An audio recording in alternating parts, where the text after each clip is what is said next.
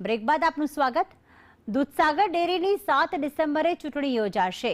24 November સુધી ચૂંટણીમાં form ભરી શકાશે। 1048 મતદારોની ફાઇનલ યાદી પ્રસિદ્ધ કરવામાં આવી છે, તો 24 નવેમ્બરે ઉમેદવારોની યાદી પ્રસિદ્ધ થશે। 25 નવેમ્બરે ફોર્મની ચકાસણી કરાશે।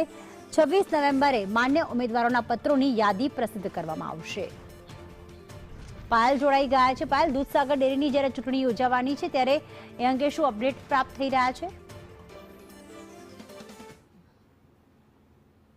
ચૂંટણી જે છે તે યોજાઈ ન હતી અને દૂધસાગર ડેરીની ચૂંટણી 7 ડિસેમ્બરના રોજ ચૂંટણી યોજાવાની છે તેનું અત્યારે પરિપત્ર જાહેર કરવામાં આવે છે। 24 નવેમ્બર સુધીમાં ચૂંટણીમાં જે ઉમેદવારો છે તેમને ફોર્મ ભરી શકાશે।